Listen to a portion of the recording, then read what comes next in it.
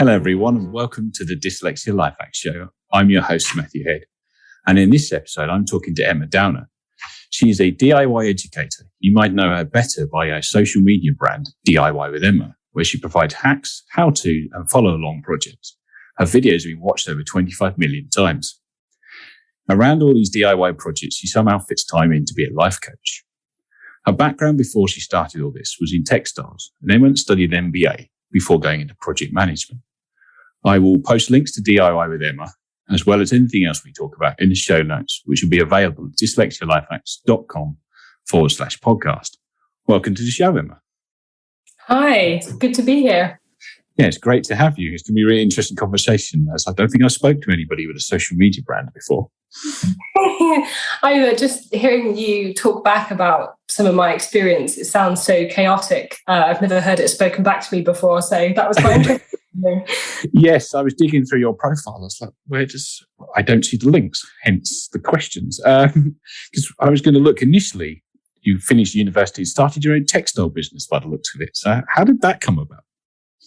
Yeah, so I left university in 2009. So this was shortly after the financial crisis. And like a lot of people, I had found myself in a worse position after leaving university than I had been 4 years before university, and sort of had less chance to get a job. So I started that up because I wanted to, I guess, have a little control over my work and to be able to work in the field that I liked, because there was, at that point, no jobs available for me. I see. So, because you studied textiles at university as well, didn't you? So, how did you find going straight into the business world rather than learning anything about textile industry as an employee? That's a bit of a big jump. Yeah, I mean, it's a great question because the business side of things was actually quite challenging. And at the time, a lot of what I was doing sort of didn't feel very fruitful. And it's only really now that I'm on what I consider to be my third business that a lot of the things that I learned during that period were actually very valuable. So yeah, the business side of things was quite challenging. Learning how to fill in a tax return, really hard. I don't know why it was so hard. I sometimes find the government website is not necessarily the most accessible thing in the world. Yeah, you can say that again. I've always heard pay a good accountant. Yeah, I think that's a very smart move. I haven't yet used an accountant. I didn't for my first business either. And what my first business was, you've not asked, but I'm going to tell you anyway, because I'm really proud of it. It wasn't really a business, but when I was 9 years old, I didn't have enough pocket money. So I How dare your parents not pay you enough? Well, I used to clean the bathroom for £1 a week, which was loads of money back then. You could get all sorts for £1. Yes. I decided I wanted some more. So I stole a bucket from under the sink and I went around the local streets and I used to ask people if they wanted their cars washed. And I had no idea how much to price this at because I was 9. And so I said, you can pay me whatever you think based on how well you think I've done. And I had so many clients. I had loads of people that wanted to work with me. And I had so much work that I had to hire somebody, a friend of mine that I gave slightly less money to than I paid myself. And so the fact that I've turned into a now shouldn't come as too much of a surprise, I suppose. After that.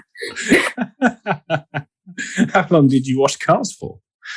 Well, it wasn't for very long. I think before my parents noticed that I was dipping out of the house for a couple of hours a day. But yeah, I consider that my first step into the business.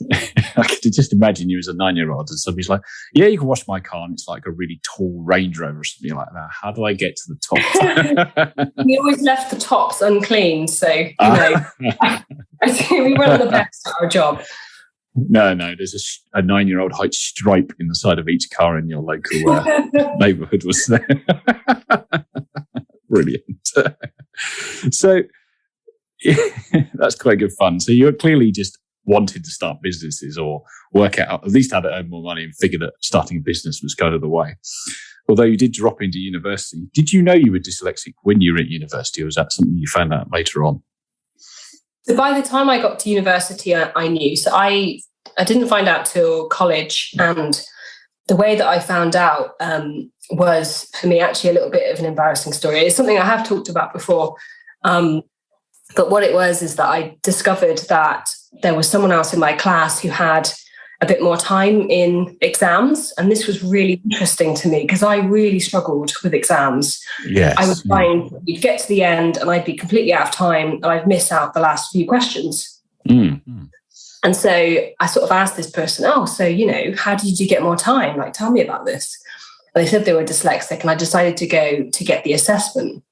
Now, at no point did it occur to me that I might actually be dyslexic. I was going for this assessment and this is the embarrassing part, because I thought, let's see if I can trick them into giving me more time. I know.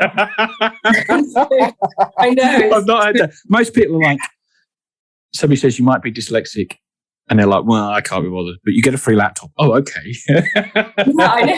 Yeah, it's funny how these things, and then you have it and it makes your life easier, and it's sort of, hold up a second. That's exactly what I experienced. So I went into this exam and I was like, oh my God, it's actually a lot harder than I was expecting. And so, I came out of there, had my confirmation that I was dyslexic, and I'm like, fooled them. And then obviously the joke's on me, because I am and have always been dyslexic. And that's why I was having the problems with exams that I had. And, having gone through all of my GCSEs, not having any of the support I needed, and actually coming out with really, really quite poor GCSEs, did so much better at college, got, some A's and B's, which is unimaginable for me, to be getting those sorts of grades. I was always like a C, D kind of person. So yeah, I didn't know that until I went to college, and then obviously I went to university and even went on to do further education in the form of an MBA, which would have absolutely shocked 14-year-old me, because I was asked when I was 14, do you think that you'll go to university? And I said, oh no, I don't think so. I'm not smart enough for that. And genuinely, I believed that. I didn't know that you didn't have to be a certain level of smart. Yes, me too. I had similar misheld beliefs about university, that it was for quote unquote clever people. So how old had you been when you found out, like 16, 17 then? Yeah, I think I would have been about 17. Okay. And how were you trying to game the test? That I'm kind of curious now how you could possibly game an ed psych assessment, or how you thought you were gaming the test. Well, it's a good question, because I thought, maybe I'll just do not so well at some of them. And then when I started the test, I was like, let me see how to do it, and then I can work out how I can not do it. This is so embarrassing, but so manipulative. But as I was doing it, I was like, oh God, it was really hard. There was the one in particular that I had difficulty with. You had to like cross-reference some information. So you had to take like one letter and assign it to its number on like the y-axis or something. And as I was doing it, I was like, well, this is actually really hard. But I'll just give it a go the best that I can. And it was a flawed plan, let's say. Yeah, I could see the flaw in this. I like that. I'll intentionally not do very well. This is actually really hard. It was that where it's like dawned on you slightly that I'm not gaming this. This is actually what I should have been doing in the first place. Exactly. And as an adult, I can look back and think how amusing it is that I thought I could outsmart an educational psychologist who is trained. Yeah, it's probably seen it 100 times before. Yeah. Exactly. Yeah. Get extra times in exams. So I assume when you actually got the diagnosis, you then believed that you had realised that you weren't gaming it, you actually were dyslexic. So did you take advantage of any extra, apart from the extra time, any of the dyslexic tools at that point? Yeah, it was, so to be honest, it was actually a little bit later in my life that I realised that it was true. Like I was in denial for quite a long time. I did think I was like, I've got this report, but probably not really dyslexic. And I did find lots of different things have been really useful throughout my career at work and at university. In particular, sort of voice recognition software and dictation, which are very useful for doing my thesis and things like that. I found that they were, for me personally, less useful for a work environment, only because even though people were very open to the idea of me having accessible things that, made it easier for me to work, I couldn't get over the embarrassment of talking in the office to my computer. I must admit, I'm with you on that one. I don't know how you use a voice-to-text software in an office. It's tricky, and it's not impossible. I think that people become acclimatized to it very quickly, because the only time I did use it was when I was in an office with someone else who was also using it. People had become quite used to it, so they weren't fussed. But there's something about just suddenly blurting out, "Dear so-and-so, comma, new line," that's quite jarring. It just sounds really strange. It does indeed. But in fact, another situation I had was in a new organization I just started working in. It was day one, and I was writing an email to the top boss, but I didn't realize that he was sat across the table from me because I'd never met him before. Yeah, I can see where this is going. I was like, dear John, I wanted to talk to you about the strategy for the business, da, da, da, da, da. And he's obviously looking across the table going, she's not looking at me, but is she talking to me? I can't. So, and I only realized later that day, I was really embarrassed. I didn't need to be, but it's silly what things we stick with her. Yeah, I find after a while they get into a flow and you're like, come on, new line, da, da, da, da, da. And you're like, this will sound terrible in the middle of an office. Yeah, dear so-and-so, I am really a comma. Yeah, working from home has made that a lot easier. Oh, for sure. Back to your textile business. You did that for a number of years before you went into studying your MBA at University of Bath. What made you wind the textile business up? Or what was the twinges that got you into thinking, I'm going to go study an MBA? Well, they were actually related in terms of timeline. So I was doing this business. I was doing it on top of my full-time work. And I realized that I probably wouldn't have time to do both. And I wanted to further myself with the MBA.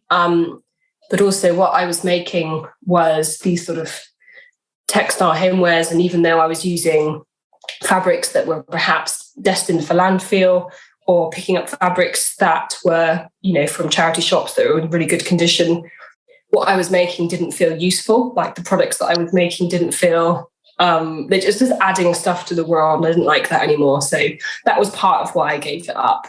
Okay. But also to do the MBA. So it was a time thing. Yeah. So what was your full-time job you were juggling around the textile business before the MBA? So at that time, I was working. I was working for the MOD, and I was in their clothing department. So at this point, I was able to get into work that was more related to my degree, and just buying kit and equipment. Sort of started off with clothing and the stuff that the people in the army wear, and then I moved on to doing more formal project management, and moved away quite a lot from my original textile roots. And then I just turned into a project manager, and I was, managing all sorts of unusual things. How did you find project management as a dyslexic person? Because one of the strengths tends to be keeping multiple things going. Definitely, there was lots of things about it that I think I excelled at. There was lots of other things that I found quite difficult. So writing emails, always just my absolute nemesis in terms of finding the right tone, and having to speak to suppliers and just being absolutely terrified to send something with a spelling mistake in it. So I would say overall it wasn't something that I was well matched to. I'm better matched to stuff that's quite creative and doesn't involve quite so much desk work. Yes. My own experience of the MOD is I did an assessment for a graduate scheme there once, and it was in the bottom of a hotel in Bristol, wood-panelled rooms, and I could barely drive the car by the end of the day. My brain hurt so much from all of this paperwork, and I'm like, is this the job?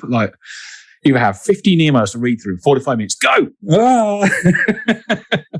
So I don't know if that's what it's actually like, or they're just absolutely crucifying the grads who are trying to get a job there at that point. Yeah, I mean, there's certainly it's a job that I think has lots of different things in place to make sure that stuff is going well. Lots of, you can call it red tape, but lots of stuff to sort of reassure you that you're, for example, spending money in the right places. But that also does mean lots of forms, lots of things to read, lots of things to send back and forth. And that, is part of it. And that's the part of it that I'm less good at. Yes, I can imagine that that is not necessarily playing to your strengths. So obviously, going back and studying the MBA, did you study that full time or was that part time? So that was part time. So I did that over the course of 2 years, which is the shortest amount of time you can do it. Sort of on top of the full time job as well. Wow, that's a lot of pressure. How did you find juggling the two at the time? Was that just lots of late nights and early mornings, or how did you best manage that situation? Well, I smile because I don't think I know. I don't. It's like, how people report that when they go through pregnancy, the body is like designed to forget the pain of birth. That's kind of what it feels like. I imagine, having never done that myself. But when you have like a really difficult period of time, it's quite easy to think how challenging it was actually quite quickly. But I do recall that it was quite challenging, but it was something I really wanted to do, and I think that really helps. Yes, yeah. Putting your time into something. Yeah, you get this sort of relentless drive then if it's something you really want to get into. I imagine lots and lots of coffee, because what would you be, like late 20s by that point? Yeah, that sounds about right. And actually, I think I was probably one of the youngest people on because I was the exec course, so it's also people who are doing it part-time. Typically, the people that do it full-time are a slightly younger demographic. They might do it the year after university, which it was incredibly fortunate for me, because it means that the people that I'm there with are typically, have 10, 20 plus years more experience and are very smart and very nice to be around and great to bounce ideas off of. Yes, and lots of industry experience, I guess. How did you find the world of academia had changed since you're finishing your full-time degree to when you went back to your MBA, and your attitude towards dyslexia at that point? Oh, it's a good question. Because I think there was more available to me this time round, stuff that hadn't been previously. So one of the softwares that I was using, which I forget what it's called now, but it would record the lesson for you. So you could upload the slides and you would record what was being said during a particular slide, which is just absolutely game-changing for me, because if I'm writing down what's being said, I've missed what they've said afterwards. So yes. I have to choose which parts of the lesson I want to miss. I can't do both. And so if I have this recording, I can go back and I can listen to the parts that I missed out on. So that was a really great part about it. A more challenging part about it was it wasn't something that people were generally aware of, again, with like the dictation in an office. Mm-hmm. And so I had, like one person at one point come up and ask about it, because they're curious, of course. They're like, oh, you're recording the lesson. What's all this about? Yeah. And have sort of, expressed. Can I borrow it? Yeah, well, that's not been on their mind. But, expressing, quite subtly some concern over the lesson being recorded, especially when we might be discussing something that's, Chatham House rules. And that can still be upheld even if something's recorded, because, Chatham House rules are simply that you aren't looking to divulge information. Even if you've got it recorded, you still don't divulge information. That sort of, keeps you within that set of rules. So that sort of isn't, what's the word? It isn't breaking those rules. But I can see why they would be concerned about it. And, I sort of spoken to like the accessibility people who were part of the university to say, like, how do you normally handle this? Like, should I be asking the lecturer to like make an announcement so that people aren't asking about it? Because it's like a rock and a hard place. Either people are going to come up and they're going to ask me about it, which they do because they're interested, not necessarily that they've got a problem with it, they're just curious, which is both a nice and an unwelcome thing sometimes, I think, for people who are neurodiverse or just in any way marginalized. But also, just the idea of having the lecturer, choose to other me in that way is so like mortifying. Yes. It's meant with good intent, just like, it's going to let you know that there's someone in the class that's going to be doing something weird, but nobody look, it's like, don't think of a pink elephant, that kind of thing. And I guess the fact you're using recording equipment means you sat right at the front of the lecture theatre with it out in front of you, as close as you can be to the lecturer as well. Yeah, so it's definitely a different experience going back. But yeah, not a bad experience overall. No. So did you imagine your main sort of weapons of choice, so to speak, were the recording and the dictation? Yeah, well, I guess I didn't expect to have any support. Like, I think this must be true for so many people. You get used to your coping mechanisms, and sometimes it feels too difficult to ask for the help that you need just to be able to participate. And that shouldn't be a reason to not want to do it. But I can certainly understand why people might not want to if they think it might take a long time to solve, or if they think it might not be, a welcome question, either like at a university or at work. Yeah, I think so. And I think depending on what age you got picked up with dyslexia to yourself in your teens, I was a 6-year-old, so it's kind of all I knew. But imagine you've got coping mechanisms that you have early on in life, and then you said you got the diagnosis but didn't believe it for a little bit longer until 20-something. By that point, they're well and truly ingrained. You're like, there's this new thing, but I'm fine, I've got this. And I find myself doing it because the want I always had as a kid was, quote unquote, to fit in and be normal with everybody else. You didn't want to sit there with colour filters over bits of paper, or paper that's a different colour, or whatever options you had. It's like, no. If everybody points me out for that, I don't want to do that. Yeah, I feel that. I've had lots of opportunities to manage people during my career. And one of the things that's always felt really important to me was, regardless of who I have coming in to work with me, when those initial conversations, to say, is there anything that I can do to help working with me be a little bit easier or a bit more inclined with the way that you work? And it's something that I ask everybody, because even people that aren't neurodiverse might have things that they would love to have put in place to make their work easier. And I think you ask, you have that conversation with everybody, like, how can I make working with me easier? It means that people who are neurodiverse aren't singled out for being different. Oh, so-and-so told me that you were dyslexic, so is there anything that I think that those conversations are welcome.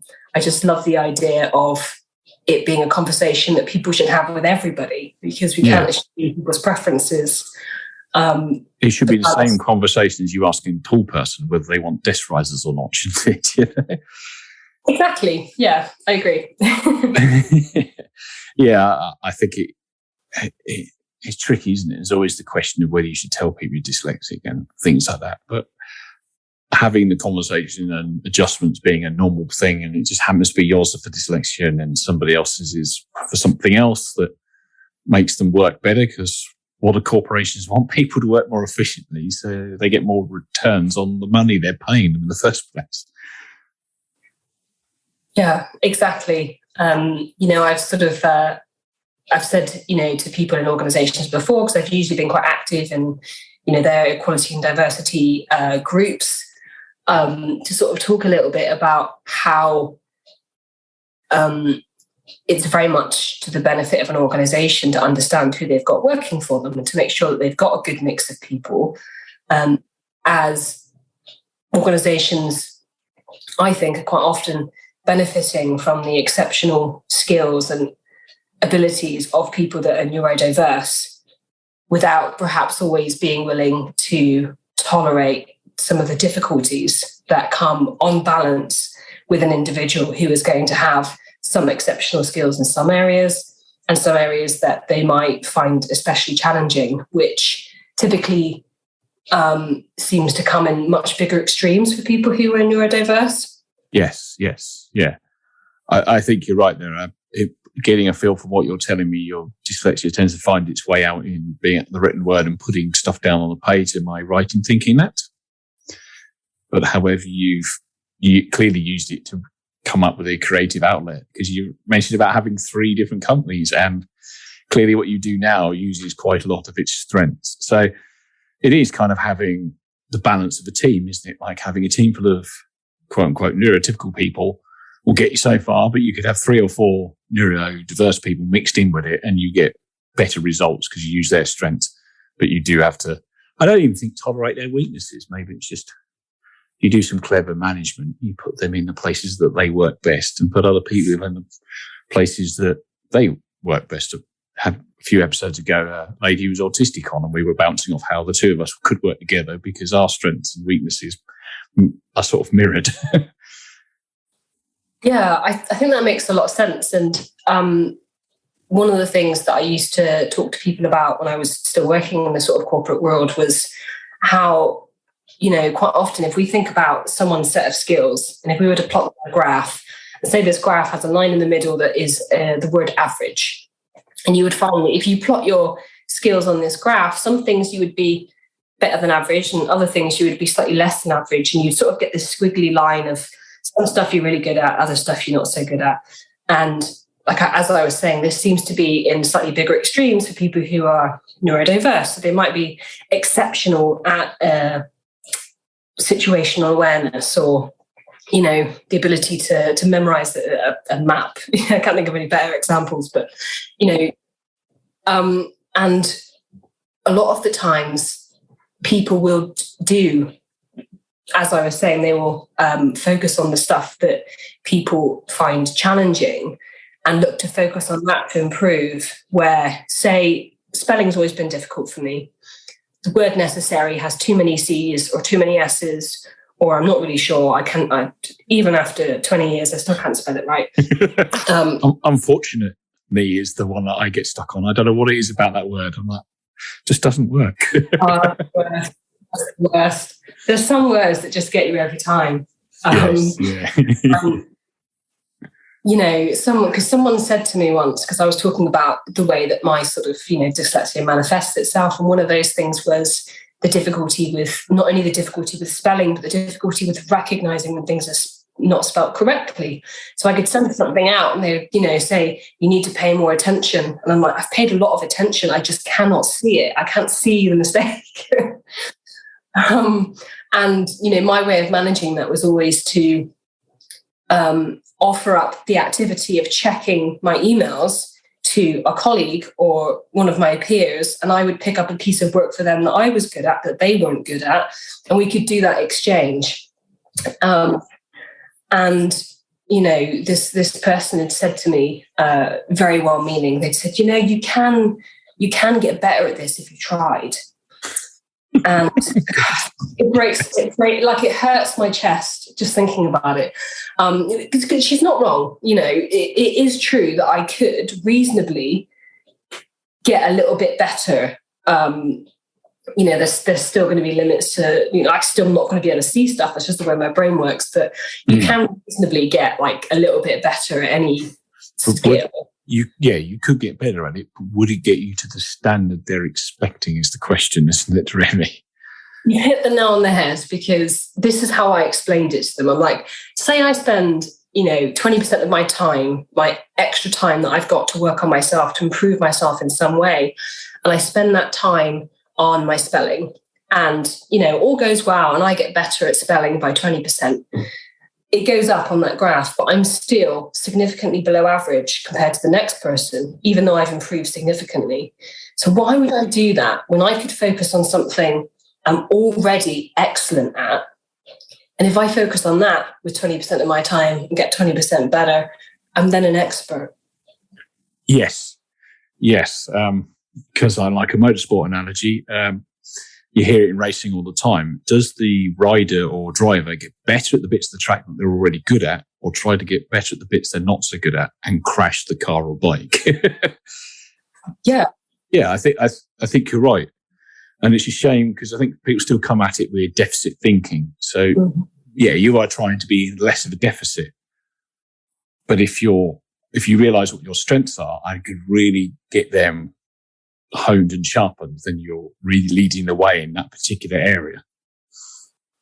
Yeah, exactly. And I think that this is where we get exceptional benefits from people as well, when they're given the freedoms to focus on what they're already very good at.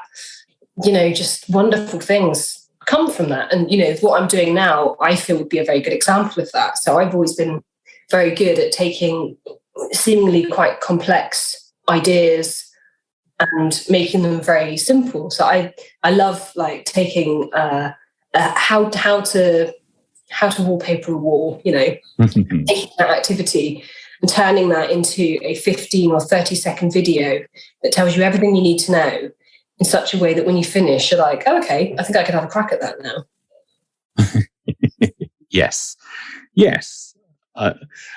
It's certainly, I think that kind of thing is a dyslexia strength, is to be able to present information or look at a complicated task and be able to sort of break it down into something and then teach it forwards, which is what you are doing now with your DIY with Emma. So just to kind of tie the loop off before we dive into that, finish your MBA, did you go back to the MOD as a project manager? Yeah, so I continued there for another couple of years and decided, I'd been there for 8 years at that point, and decided that I wanted to do something a little bit different. And I moved into doing consultancy. So I was doing kind of business change and, helping companies where they had this area of the business, be it a project or like an actual physical group of people doing a certain job that they wanted some help to try and make that area better. So I'd go in and support them whilst they do that. And that's another job that was very enjoyable because it's very strategic, very forward thinking. You spend time working out, how do we solve this problem? I could sit there for an afternoon and work it out in my head and be like, okay, I've just worked it out and now we're ready. I'll draw it out for you what we're going to do, because it's all been worked out in my head from start to finish, including the list of materials and what happens when and who we need. It's all done. Oh, nice. And they're like, what? Okay. Can you write it down, please? And then we'll crack on. Yeah. Did you find the MBA paid off, out of curiosity? Yeah, definitely. I think, absolutely. Like I feel almost that I would probably benefit from it more now, more so than, like, there is a reason why they typically suggest that if you do an MBA, you've spent a little bit of time working out in the world, because it does make putting into practice a little bit easier. Obviously, since then, I've done more jobs and I've done working on my business. But yeah, I found it just really, really very fulfilling. I'm so glad that I did it. Oh, good. So you clearly did all this mostly corporate and consultancy work. And what made you do a bit of a huge left turn into becoming a social media mogul and doing DIY projects?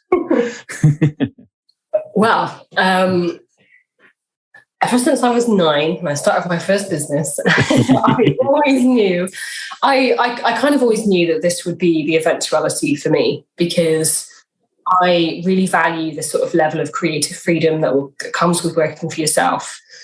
And, I've always sort of been very connected to the places that I've worked and the mission statements that they've had. But I've always wanted to be able to connect to a slightly deeper meaning for me. So going out and doing what I'm doing, really is a direct link to my value system and the thing that brings me a sense of purpose. So I have just an incredible desire to want to help people to help themselves. Have you heard of the phrase learned helplessness? Yes, I have. Yes. So, that sort of referring to situations where people perhaps do genuinely have a sense of control and they are able to actually change their circumstances, but for whatever reason have learned that they can't, like they feel like they can't change their situation. And I think that happens quite a lot for people when it comes to DIY, because there's a bit of a culture around, if you haven't done it perfectly, you shouldn't try. If you don't have the right tools, you shouldn't try. And there's so many different ways to tackle one problem. Some of the videos that I love that I've produced are where I've done something a certain way, and half the people in the comments will say, oh, this is how I do it. It's so effective. I really like it. The other half are like, this is wrong. You've done it terribly. It looks awful. And it's just a whole, and, I love hearing both sides of it, because people then start talking about DIY and what it is and what it means, and, gets people talking. And I find that quite exciting.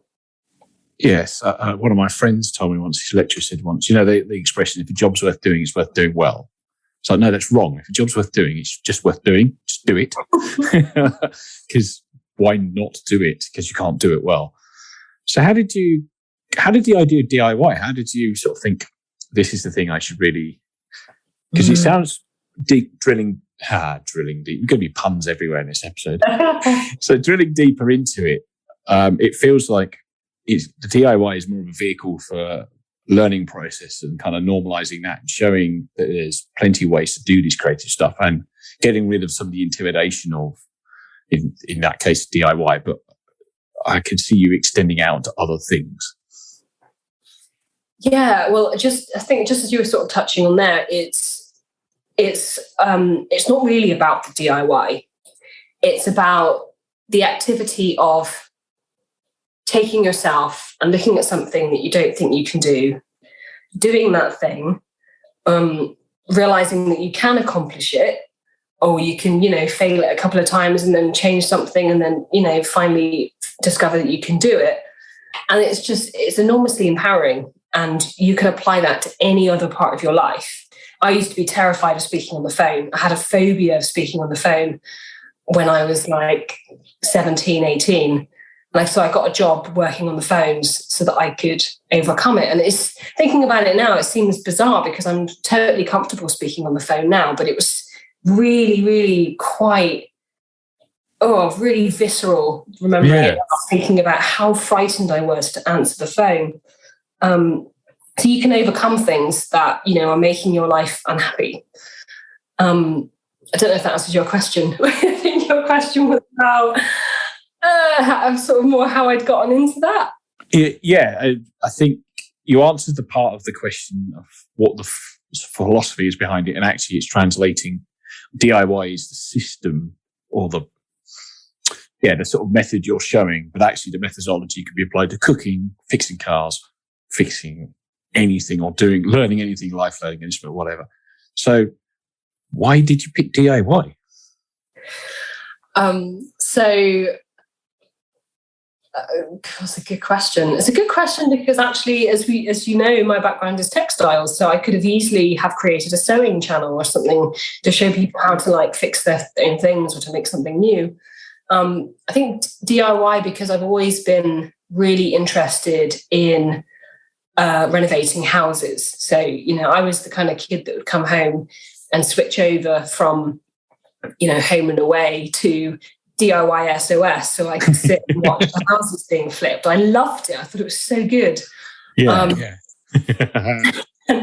I loved those shows so much. And I'd always, even though I didn't know what I wanted to be when I grew up, I always said I'd love to have a house. And when I was 13, we'd done this activity at school where you would write down what you wanted out of life, and then you would work out how much it cost, and then you'd get assigned a random job. And I realized quite early on that this was a bit of a trick, because what they wanted to do was to manage your expectations. So you would, you'd pick out the fancy house that was worth £1 million, and you'd pick out the hobbies that like skiing that were expensive.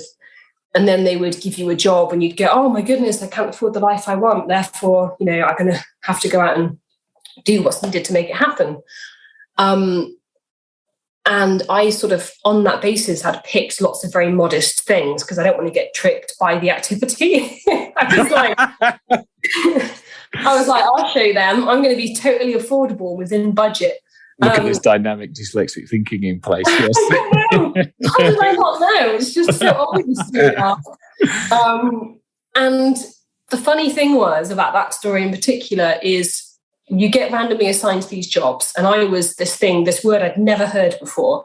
And that word was entrepreneur. So I called the teacher over and I said, what does this mean? And she said, oh, that's, someone who works themselves and creates their own business. And that was the first time I'd ever heard of it. And it was the highest paid job in the class, but I still couldn't afford the modest lifestyle that I'd picked out. And so that was the day where I was like, I'm going to get a house. Whatever happens, I will work out what I've got to do to be able to afford to get a house. I went home that day and I said to my mum at the age of 13, Mum, how do I get a mortgage? She's like, what have you been doing at school today? And so I guess the answer to the question is I've always been really interested in houses and having them be done up. And then when I was in a position to buy somewhere, I wanted to just show people what I was doing. So this was March 2020 when I sort of more started my TikTok account. I'd already been on Instagram for a while, but I started the TikTok and I was just showing people what I was doing day to day. Timing is everything. March 2020 with the TikTok account. I think a lot of people joined then, and I've been doing loads of research on DIY since then. And you won't be surprised to know that there was this huge spike in like Google search terms for DIY. And you probably also won't be surprised to learn that there's been an increase in DIY accidents over the last year and a half. No. Yeah, I'm sure you don't have a TikTok. This is how to put a drill through your hand. Yes. There's some scary statistic about workplace injuries is insignificant to home injuries or something like that. I mean, yeah, that sounds about right. But that's partly why I like doing what I'm doing, because it shows people the safe ways to do things. And I'll give people ideas about what kind of stuff is good to do yourself and other stuff might needs professional support. So, for example, electricity, things to do with electrics have to be signed off, or gas works have to be signed off, or some changes to your house require building regulations. So that there are areas where you might need to get external support when making changes to your house. But for the most part, there's lots of things that people can do themselves. Yes. Did you buy a project house? I'm trying to work out what come first, really. Yeah, so this is actually my second property that I'm in now. Right, okay. The first one that I bought was most definitely a project house, and I'd not done too much to that. I didn't have many skills at the time. So I just, to change the kitchen and had someone come in and do that for me, done some decorating, and then moved here because this is a little bit closer to where my family is. And then I was really able to get in it because this is somewhere that's a bit more where I wanted to be. So it feels a little bit easier to invest in a house when you know you're going to be there for a while. Yeah, makes sense. And it was quite the project. When I moved in, each room was decorated a certain colour. So the living room was pink, the spare bedroom was green, the garden was all painted red. I don't want to judge other people's design choices, but I'm going to. It was terrible. I hope you have the video before walkthrough somewhere on a website. I do. On my YouTube, actually, I've got a tour almost when I bought the house, and you can see some of those design choices. Brilliant. So, what would you say would be the worst bit about doing DIY, particularly through 2020 lockdown? Well, I mean, certainly getting the tools and materials that I needed was obviously a challenge. And, not only because it's hard to get things, but just wanting to really focus on stuff that was crucial for a period of time, for sure. But also, this is where I live, and this is kind of where I'm needing to spend a lot of my time over, lockdowns, and there's like a layer of dust on everything when you're renovating that you just can't seem to avoid. It's kind of, the dust is settled before you finish dusting the room. So definitely living somewhere that you are actively renovating is always a little bit of a challenge. So having dust everywhere be your least favourite bit about having a DIY project going on in your own home, what would be your least favourite job to do? What bit do you think, oh my God, do I really have to do this bit? I have quite a disliking for scraping wallpaper. So, I always say to people, even if you're capable of doing a job, if you want to hire something out, there's no shame in that. If there's a job you don't enjoy, like it's supposed to be fun, it's supposed to be enjoyable doing DIY. So if something isn't serving you, definitely stripping wallpaper would be that for me. So for the most part, it's actually really, really enjoyable. But if there's particular jobs like that just aren't that enjoyable for me, that's when it can get a little bit dull. Yeah, wallpaper stripping is not fun. And what would be your favourite thing to do? Like, you're like, yes, I'm going to do this today. Short of banging big holes in walls with sledgehammers, or is that just me? So I would say if I'm trying something new, I think that's quite enjoyable. Like I laid a stair runner at the end of last year, and that was my first time laying a stair runner. And I think sort of beyond the actual DIY itself, I find that when I'm doing something that I feel that I can talk about and I can make quite interesting for the people watching.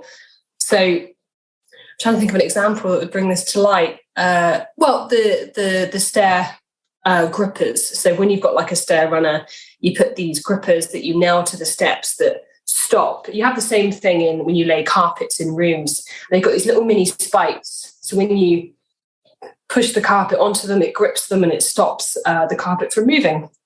But they also can be real pests on stairs because people tend to step on them if the carpet isn't thick enough and the spikes are quite tall. Right. So ruined loads of pairs of socks. Yeah, so showing those to people was really interesting because people would say, "Oh, is that what I've been stepping on?" We had those at my grandma's house, and I constantly was getting my toes caught on them. And so, being able to show people what's underneath a carpet, I find quite interesting because people might not always have the opportunity to explore that in their own house. So, yeah, I like that part of it. Cool. No, I could see that actually, and I imagine it's quite rewarding reading the comments like that when you've put something out there and see people's positive reaction to it. Yeah, sometimes people might drop me a message and say, "Oh, I put up a shelf for the first time today. Just wanted to say thanks." I'm like, "Oh, that's so good. I'm so happy for you." It's not really anything to do with me. People are just following through on the things that they've wanted to do, and they've just needed like the right encouragement or the right instruction. And it's very much their own achievement. But I do love it when people share that with me because I find that really rewarding that they were able to achieve something. Yeah, it makes it worth doing, doesn't it? How do you find your dyslexia feeds into the DIY part of your kind of social media empire at the minute? It's a great question. I guess partly what I sort of mentioned before about taking these complex ideas and making them quite simple. And also I think just the ability to plan out what the space is going to look like, because it's very it's obvious to me how it's going to look in minute detail. So I could visualize 2 years ago before I started, how long the worktops would be and how the edges would be finished and how wide the cupboards would be. And, I can look at, I'm looking now at my kitchen wall and I knew how many cupboards would fit into that gap without measuring it because I can tell how big the space is. And so in weird ways like that. And I think I only really know that these things are, related to my dyslexia, or partly because I've, looked it up, but also I'll find myself being good at stuff that people find difficult. And I had no idea that they were things that people found difficult. And it's, until you actually ask people about these things, you can be quite surprised. Yes. An example would be if I travel somewhere, I only have to go there once and I would never forget how to get there because I remember the entire journey. I remember every turn.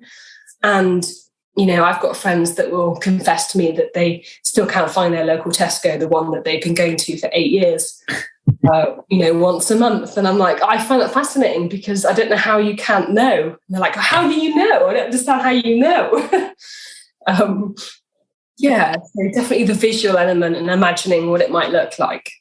Yes, I tend to see everything in 3D. So can you do a visual sort of stand in your kitchen when it first started and visualize where everything is, how it's going to fit, almost to the point of how it comes apart, how you're going to make it fit and how all the parts slot together and what you're going to do here and how it's going to look? Yeah, I mean, exactly that. So I'll basically do my brainstorming sessions, which will essentially just consist of me sitting and staring out into space for a very long time and doing out the entire thing from start to end. And that's typically how I work out what I need to purchase. If I'm looking to pick up materials or equipment, I will imagine myself renovating the entire kitchen from start to end. And that will tell me what I need to buy, when I need to buy it, what colours, how much I might need. Do you use mind mapping or anything, tools like that to help kind of refine the process, or are you quite good with not sort of going off on tangents? I guess it depends a little bit on if there's a deadline. And so I used to use those quite a lot at work, where it's freedom to, to sort of time-wise, things might have to be done by a certain time, which actually make things a lot more difficult. Like these deadlines that I had when I worked in corporate sometimes were superficial because they just wanted to know what progress was being made. And I wanted to say, just tell me what day you want it done by, and I'll make it happen. You don't need to worry about any of the bit in the middle. Yes. So I don't know. Does that sound like something that you would do? Is that relatable at all? Yes, sometimes, because like sometimes in the middle, I might have gone off on a little bit of a tangent and then need to have a word myself and sweep it back in. But it's like the end result is great. You probably don't want to see the messy middle bit where everything's all over the place and there's pictures dragged in or whatever.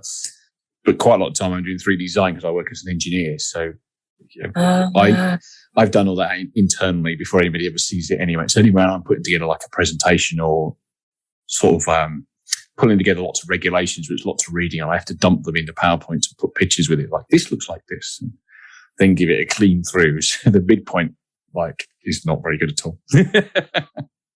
I know. I don't know if you've ever had this where like a boss or someone might be, it's fine. Just show it to me as it is now. Like, you don't want to see it right now. Yeah, don't worry. I've got it written down on my notepad, and every sentence on that notepad has a different jaunty angle depending on where my hand has gone at that particular point in time. It makes sense to me. It's just in code for you. You can leave it open on the table and you still don't know what's going on. So, one thing I want to kind of get onto really is building a social media sort of, I keep calling it empire, but following. How did you build that in? Because obviously you decided to use DIY as the tool for normalizing learning and how to kind of learn. And I assume you did have the intention of building a kind of online brand, or was that something you accidentally fell into? I think the intention was there. And so I've been producing video, sort of short form video content for Instagram for a couple of years. And, I wasn't necessarily all that good at doing video editing. When you're learning a new skill, you're not always that good at it to begin with. But I kind of just want to show people what I was doing with my renovation, and never really got anywhere on Instagram because that just obviously it wasn't the right format for the platform, because they were these beautiful pictures of someone's kitchen that's finished, and I was like, look at my messy house and today, and it just didn't, it wasn't the right match for the platform at that time. And then of course TikTok came along, and they'd been spending, I'm sure, like 30% of their marketing budget on directly targeting me to download the app, or at least that's what it felt like. Yes. Every single app, like every single ad that I saw was for TikTok. So in the end, I was like, fine, I'll do it. It works. It really worked. And then I downloaded it, and I think what really helped me get into the app to begin with was because I'd worked on Instagram for 2 years, I had 2 years worth of video content that I just started uploading to TikTok. And that helped that first sort of snowball. Yeah, I mean, there's something that the app quite likes about the regularity of uploading, and the sort of the more you post, the more people start to engage. Somebody might maybe leave a comment on it, or they might share it with a friend, and it kind of just like, and then you get your first viral video, something that people quite like, and that can be quite exciting. And, you might get a few extra followers from that. So I think starting out with a lot of content was quite helpful for me. Yes. Yeah, you'd almost served an apprenticeship on Instagram before moving over to TikTok. Yeah, I did. And so, a lot of what I was producing was time lapses. So I would just time lapse what I'd done that day. And, I couldn't even really tell you why I started recording it. I think I quite like watching back what I've done. I find it really satisfying to see an entire project be done from start to finish. And, I sort of remember there was one day where somebody had left a comment that asked something like, do you ever finish a project? Which, I mean, it sounds like they were kind of being a little bit rude. I think that their question was genuine. Like, you've got all of these time lapses of random parts of your house. Do you have any finished projects that you could show us? Because that would be quite interesting. And that comment really stuck with me because my content kind of changed a little bit from there, because I thought, maybe people really want to see finished stuff, and maybe I'll try that out a little bit and just kind of test out some new content. And so I started to show where I'd finished stuff. I thought they quite liked that. And then I thought, well, I'll show them what I'm doing day to day, because a lot of my stuff isn't finished. And there was one particular project where I was really just putting off starting. And I did a video where I said, hey, look, I'd really like some accountability to get this done. I'm going to promise you that I'll come on and I'll do just a tiny bit every day, even if I get one screw put in. And I did these videos on this first project. It was my office. It was these cupboards that I made. And that's kind of like how my follow-along projects were born. And that's sort of one of the key things that I do now. As you mentioned at the start, I've kind of got DIY hacks. So anything that I think will kind of blow people's minds and make their job a bit easier. How-tos, so it might be like how to hang wallpaper, and then these follow-along projects where it's literally just like a little daily dose of DIY. And a really recent sort of addition to my follow-along projects is I dress as superheroes. Yes. You may have seen. Yes. How long does a Spider-Man outfit last when you're crawling around doing DIY tasks? It doesn't feel like it's very abrasive resistant. Well, it's not. I was using an angle grinder the other day, and that's certainly not the right outfit for that. A bit of a screw pinged off, as it does, but it was quite hot, and it landed on my leg, and it like melted through the suit. And I was like, "Ow, that really hurt." So that there's a hole in my Spider-Man outfit because it's obviously not built for flaming metal.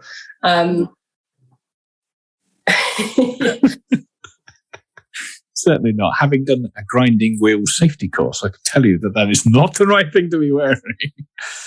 You'll know better than I will. It is amusing, I think, as I was thumbing through some of your content, there's the evolution of how dirty that suit has got with all the sort of, it's perfectly clean, and then it gets parts where you've clearly done a job where you've been kneeling in it, and then another job where you've been leant against something, and it just amuses me, the patches of dirt that are all over the Spider-Man outfit. Oh yeah, it's covered. And one of the benefits of actually doing that is I kept on ruining all of my good clothes. And it means that I now ruin one outfit rather than 10. So that's an absolute bonus. Do you find they get a bit more engagement? Happen to be randomly dressed as a superhero? Does that make it more accessible to people? Yeah, it was an interesting response, actually, because I was thinking about doing it for a while, because for no other reason than I thought it would be just really fun and a bit weird. And I don't know, I thought that would just make me doing DIY more enjoyable. And when I reached sort of 50,000 followers, I said, hey, let's celebrate. I'll dress up as Wonder Woman for the rest of the project. So I did that, and people, I think, become quite curious without that context. They're like, why are you wearing this? I don't understand. I get loads of comments saying, is no one going to mention that she's dressed as Spider-Man?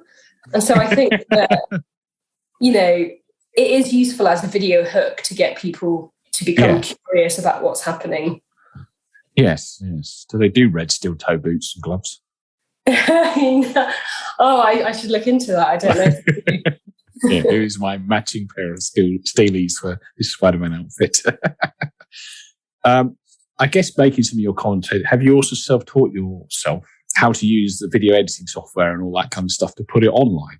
That's something I've had to do this really. And I found that actually being dyslexic helps you learn stuff faster by watching videos on YouTube, but you have the same experience?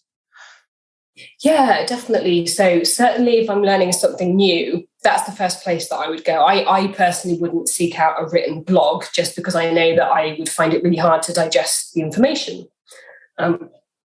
But YouTube is definitely a destination that I've gone to many times, not just for the video editing, but also to find out how to do certain DIYs. Of course. And there's particular groups like on Facebook that specialize in TikTok, and it's full of loads of creators who are doing similar things. So they might put up a post where they say, oh, I'm not really getting on with this video editing app, can someone recommend something else? And so I might learn from those places, or YouTube, or just trial and error, or even TikTok has loads of different people who specialize in helping people learn how to do video editing. And they'll pop up. Even if I've just thought about it 30 seconds ago, it will magically pop up on my For You page because somehow the app knows what I'm thinking. Oh, it's scary, that, isn't it? So scary. Yes. Hang on, I haven't even thought about that. Near my phone, what's it done? Yeah. It's really scary. How are you finding getting on with all the video editing stuff once you've self-taught yourself on it? Yeah, it's okay now. I find that I'm able to sort of produce the videos a lot quicker. And one of the benefits of, I think, the platform in of itself is that stuff that isn't produced perfectly is okay. Like, it's okay to not be perfect. It's an example of where, I've gone from feeling like sometimes my dyslexia or the things that I find challenging are tolerated, not celebrated, but somewhat tolerated, to now being in this environment where actually the imperfection is kind of celebrated. There's this kind of ongoing theme that people intentionally misspell words to get people to watch their video. Really? And I've got mixed feelings about this because the whole reason that it attracts attention is because the first thing they do is go in the comments and say, oh, haha, you spelled this wrong, you're an idiot. Which again, like, it hurts my chest just thinking about, like, as we all know, that's not true. Not being able to spell doesn't actually mean that you're not intelligent. They're not separate. But there is that really strong narrative still in, I feel like I see it quite a lot, where there's this idea that if you can't spell, then you must be stupid. And I see it as a way to discredit people's arguments. So if someone's saying something that somebody doesn't agree with, they'll attack their spelling. And someone's spelling and someone's ability for critical thought aren't the same thing. So you can still disagree with somebody's argument, and you can respond to them in such a way that you can tell them that. It doesn't mean you have to agree with them. You can tell them that you think what they think is just nuts or wrong or crazy. But yeah, when they start attacking the spellings, I'm like, oh, you've lost me. I'm no longer interested in this conversation. Yes, I agree. Particularly if depending on what it is, if it's something controversial, two people are having quite a intelligent sort of discussion about it, and they're bouncing different points of view, but they're being respectful to one another. And then somebody comes along, well, you've spelled necessary wrong in the middle of that. Clearly don't know what you're on about. But we're talking about science. Science doesn't care how the word is spelled. Yeah. Only you care, and you probably haven't read any of this discussion anyway. Yeah, it's a bit of a nightmare. Because obviously being on TikTok, I guess there isn't too much written blurb you have to put on. How are you finding writing notes and everything for the other platforms before you have to put it out into the world? So it's a great question, because I think I've very much come to peace with it. So I send out stuff all of the time that I know has spelling mistakes in. And I know I don't actually see them. Like, I just assume that there are, because when I've written like a page of text that I'm feeling very confident is completely misspelling free, I'll like put it through a spell checker and it's just a page of red. And I'm like, how did that happen? Like, I was so confident. So that side of it, I think I've just, come to peace with the idea that there will be stuff that's misspelled. Sometimes, people take offense to that, but it doesn't really bother me. The only part of my current job that I require to give a little bit more attention to is I actually do copywriting for websites on DIY. So I sort of have gotten into that side of things as well. Oh, so is that, just to clarify, what exactly do you mean by copywriting for websites? So I might write a piece about how to do a certain DIY. Yes. Or like 7 tools that you need for tiling, for example. So when I'm doing that, I'll be not only, very much paying attention to what I'm actually writing, but also taking extra measures to make sure that it's correct, and that it's going to go to them in such a way. I mean, obviously they do all of that before it goes out anyway, in terms of editing, but I still don't want it to go to them with any mistakes. So no, of course. But doing the copywriting is something that I feel very proud of, because it's not something that I ever thought would be in my future, being dyslexic. I always thought, well, I guess writing's off the table, never going to be able to do that but there's things that you can do now to sort of help in that. So whether it's putting it through some online software to pick up the stuff that you might not be able to see, or, even when they check it for word usage, that's really helpful. So you've got the right version of there, or, so there's ways of doing it now, which feels really great. Yes, I think it is kind of cool. I've had a couple of articles published in various things. It's like, what am I doing with articles out on the internet that other people are publishing? This is not, as you say, I don't think because you could quite easily, with what you do, I guess what I do is in a STEM field, working in a design environment, pick stuff that you could quite easily do all of the TikTok and all the online stuff without having to write barely anything apart from just a little bit about what the video is about. Today I'm painting the wall or whatever. But actually it's quite nice to be then asked to do other things in a place that you're not strong at, and learning how to get strong enough in that to put out decent quality work, and people want this content off you. And I'm sure they ask for more off you afterwards as well. Yeah, well, I mean, they did. And I was actually really humbled by that. I was like, oh, well, I guess I'll write the first one. And if they don't like it, then it's fine. They'll share that with me and it'll be okay. And, I can focus myself on the videos. But then they're like, oh, we really liked that. Thank you. Can you do this as well? And I think it sort of comes down to the benefit is still there of dyslexia for me, because what I'm doing is still taking a complex issue and making it fit into 500 words. So yes. Still the same skill. It is still the same, and making, particularly if it's explaining how to do something, making it accessible. And I'm sure you use a lot of analogies and pictures and visualizations to make it come alive off the page as well. Yeah, definitely got some pictures in there. Of course. I love a good graph as well. Okay, so how do you find running a social media business? Because it's something that feels really kind of sort of alien to me, even though this is out on social media. But how are you finding that sort of side of it? I guess you are quite well qualified in it, having an MBA and working as a project manager and a consultant. So how are you finding it now with your own sort of social media brand? I mean, I love it. It's really great. I'm so glad that I decided to start doing it. And I always knew for many years before now that I would regret not starting sooner. You know, when you think, I can't do this, I'm too scared. But I've got a sneaky suspicion that the second I do, I'm going to say to myself, why didn't I do this sooner? That's definitely the case. I really enjoy it because I really value being able to control my time and to be able to control my creativity. And for me, that means, for example, my energy levels really change throughout the week. So I might have, say I've got Monday comes along and I'm feeling in the vibe to make videos.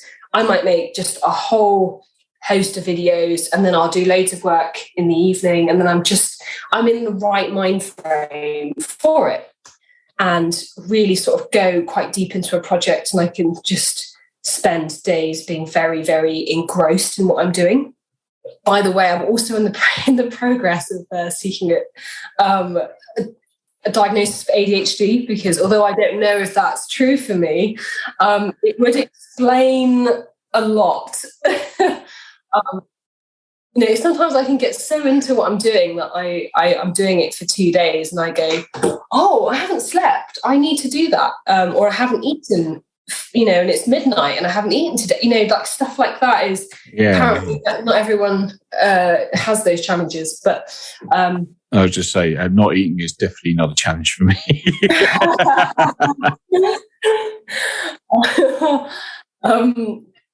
So, just in terms of energy levels, I'll find that I have these really intense periods of energy.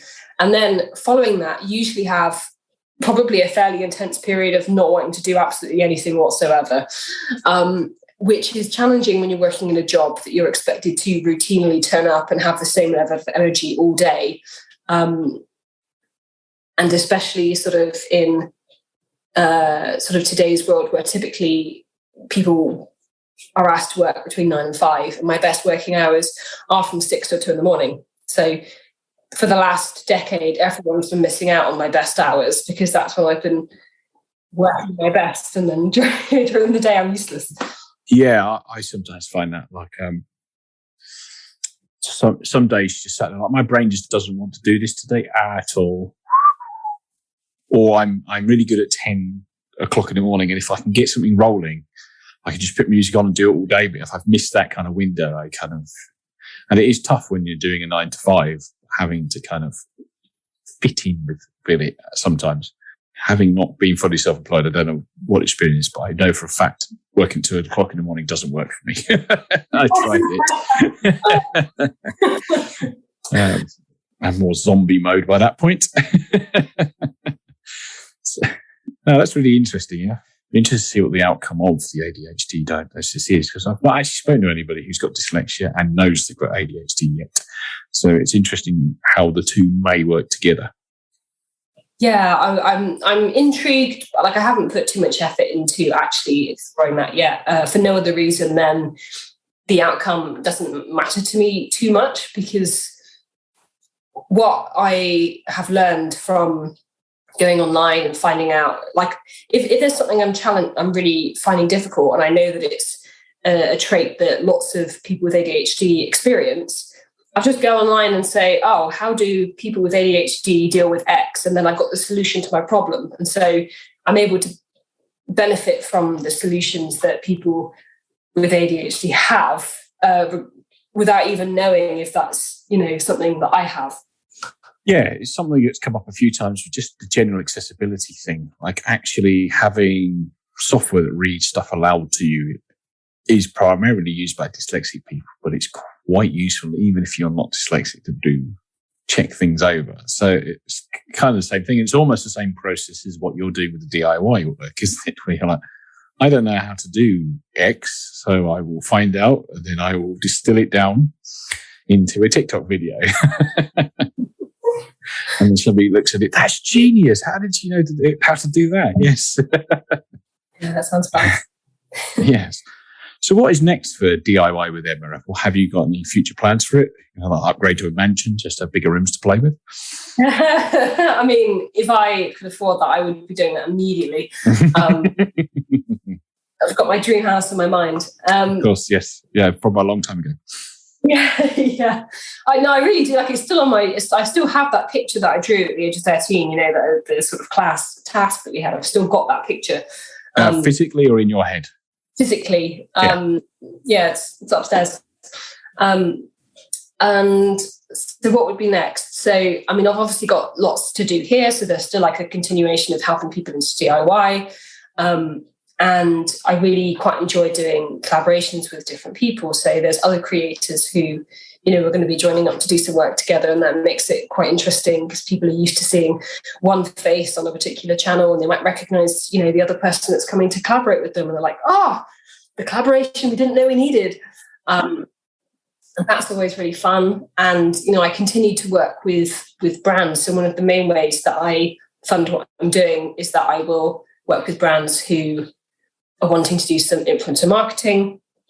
And, you know, there'll always be companies that I like already use or want to use and like, because I'm not all that good at like fibbing if I don't like something. So I don't think I could like really like, you know, advertise for somebody if I didn't like, you know, their brand or their brand's values or things. So, you know, I sort of tend to seek out companies that I quite like and I work with them to be able to continue to fund what I'm doing. But as for the future, there's kind of two main things I'm looking at. One of them is moving a bit more into YouTube, as I can make longer form content there. You know, TikTok's just limited by 3 minutes. And I've sort of had this long-term goal that I would love to be able to get involved in changing the education system. Obviously, I have interest in that in terms of neurodiversity. Yeah, I mean, I've got loads of thoughts about the ways that they could make it a much more enjoyable experience for people who are neurodiverse. And also, you know, I would love to see essential life skills being taught at school. You know, the first situation that somebody buys a home, or perhaps they start to rent a home somewhere that they first call home, and they have this enormous responsibility to maintain a place, and they have no skills to do it. And, you know, they might ask themselves, when was I supposed to have learnt this? We didn't learn this at school. You know, it's not something that my family are either interested in, already good at, or have the skills to be able to teach me about. And there's this huge skills gap for people when they move into their first place. And I don't quite know how that's going to work yet, but I really would love to find a way of making some sort of reforms to how this is tackled in schools, because it's not standardized on the curriculum currently. Yes. No, it's not. And I think you do. It's quite a powerful point, isn't it? And even just having a lesson that teaches you how to learn, like the lesson that teaches you learning about learning sort of thing. And I kind of sometimes touch on it as in hindsight, maybe a positive thing being dyslexic, but horrible at the time. That actually, we've spent most of school having to teach ourselves how to do things because it wasn't the system that made us thrive in the first place. So as adults, we just carry on, don't we? Do you know, I don't think I've ever really considered that. That's a really good thought, because, you know, people throughout my life have asked me that question, like, how do you just know how to do things? And I'm like, well, you know, I've had to just get on with it for the most part and work around problems and try to find solutions, you know, put in place lots of those coping mechanisms. I haven't really considered that, but that probably does play a part. Yeah, potentially, as long as you don't get too bogged down with the sort of negative side of it, because a lot of emotional negativity can creep in. But yeah, as somebody who's quite late in their 30s looking back, it's kind of like, I wonder if that's it. Like, my ability to learn things and just sit there and grind things, work things out might be a kind of positive thing of struggling when I was younger. How I look back at it. So yeah. This leads me into kind of asking about the life coaching thing. I notice you currently do that alongside the DIY educator social media business. is that kind of more on the same lines as what you've already discussed with empowering people to empower themselves? Yeah, I mean, it's very similar. So I work with one particular person at the moment, and do work with them to try and work out what would you like to be different about how your life is now, like what's your vision for the future. And so that first activity that I mentioned before that I did at school, where they did all the finances and tell me what your life to be like, that's kind of what it looks like. It's, if you're completely content with where you are now, that's great. If you want something about your life to either be different or to feel different, then that's what I do with people, to help them work out what steps it takes to get there. And sometimes to even work out what that vision is, because, people might say, I don't really know what I want to do. I just know that I'm not particularly happy with where I am at now. And I don't know what I could do to change it. Yes. Yeah. Working out sort of move one, so to speak. Yeah, exactly. And, one of my favorite things is the idea of just start. If you're not really sure what you're doing, but you think that might sort of be the right direction, and you can sort of just try out the first few steps and see what that's like. And that quite often gets the ball rolling onto other things. What I've done on my social media is such a good example. I didn't know what I wanted to do on TikTok when I started. I just stuck out the videos that I had. I didn't know why. I didn't know if I thought they'd be useful. I just started and just saw where it went. And, now I'm dressed as Spider-Man every Tuesday. How did I get here? Spidey Tuesday, right? Yeah. Because that sort of, there was one thing when I saw it on your profile about life coaching, I was like, how does this connect in? But I can now see the links back into everything else. It seemed really sort of standalone. There was nothing else I could see on your profile, but it makes sense now about how you got to there. So that's cool.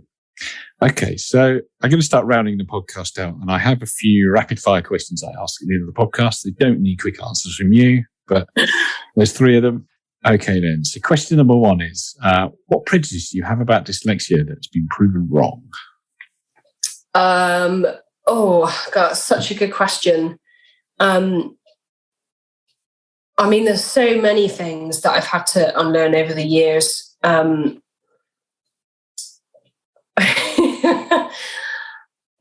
I feel like everything I've ever, was taught at school was not correct about dyslexia. So, for example, the idea that if you can't spell, you're stupid. Like, it's just a really unhelpful social narrative that doesn't serve anyone.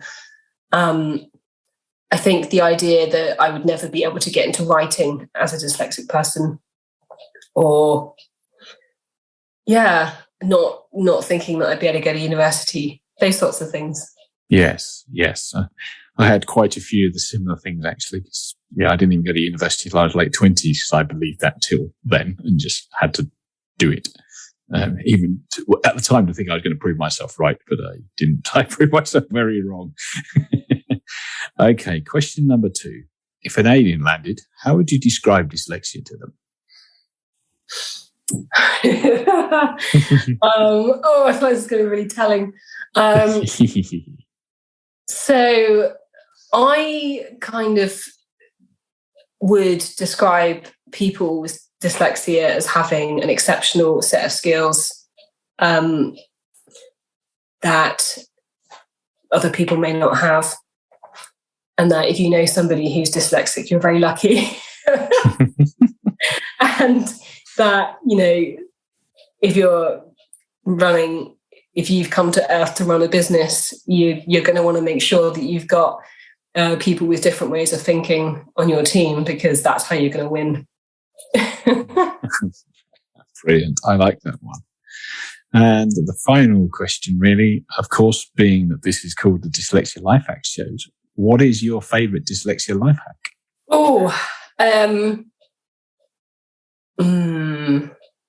So, the first one that came to mind isn't really a hack, but I've been very slowly trying to normalise the use of voice notes on WhatsApp. Okay. Yes. with the friends that are receptive to that. So if I can reply with a voice note to anything, I will absolutely do that. I would much rather, if a company emails me about something serious, that I could just do a voice note that said, okay, great, that sounds fine. That's what I want to do. I don't want to say, dear sir, I don't want to say, thank you for your email and providing more detail. I just want to leave a voice note. So I try to, people are quite used to that from me now. I might leave it, and if it's urgent, I might say like, "Oh, this is an urgent voice note," or I might put it in text if it's urgent, because not everyone can listen to stuff like that straight away. Someone busy, have headphones. For the friends that are comfortable with that, I look to use voice notes wherever possible. No, good hack. And just to build on that, you can dictate to the text message bit in any text message app on a modern mobile phone and hit go. So in theory, the person on the other end doesn't know it's a voice note, but you've done the same process. Yes, exactly. Well, I do that quite often as well. I'll dictate as often as I can. And actually, so a very specific hack that's to do with TikTok that would only be relevant to a very small group of people. If you are captioning your videos, which I like to do, because I think it's a good thing. And being dyslexic, I know what it feels like to be excluded. And so I want my content to be accessible to people who, are hard of hearing, or just people that can't have their audio on all the time. I'll be at work and not working. And I want them to watch my TikTok instead. There's a capability on there to caption what you're saying, which can be really handy because it means that it does it for you. It's automatic. But it doesn't caption the music. So if you've got a song playing that's critical to the context of the video, it doesn't capture that. But they do actually you can do like a voiceover. And if you do a voiceover, you can then caption the voiceover and then delete the voiceover. So you've managed to caption the music. So it would be like me, say, singing Britney Spears on top of the audio, baby hit me one more time, and then it will capture my voice and then you can delete it. There'll be somebody out there who's like, oh, that's a great hack. Thanks, Emma. But maybe just one person. Not being a TikToker myself, I'm not quite following, but I'm sure loads of people are listening on TikTok like, oh, wow, that's what that is. Right, cool. So before we finish out the podcast, where can people find you? So, pretty much anywhere across social media channels. So I'm on TikTok primarily. So that's where my largest audience is. There's 270,000 of us at the moment. And also Instagram, YouTube is going to be a big one over the next year. So there'll be lots more content on there that might also be interesting for people to find me there. All of them, all under the same handle of DIY with Emma. Cool. And is there anything you'd like to say before we sign off? I think so. Just to say thanks for having me on. It's been really enjoyable, and I love opportunities to talk about dyslexia and what it's like being dyslexic, because I absolutely love it about myself. So I love talking about it. It's been great having you on, and it's one of the reasons I like these conversations to kind of normalize it all, so other people can hear how, yes, there's maybe weaknesses and strength, and there's also strengths, and how people navigate the world as a dyslexic person, how they achieve great things as a dyslexic person. So thank you very much for coming on and spending the time with me talking. And I want to say goodbye to everybody else for now and see you in the next episode. Goodbye for now.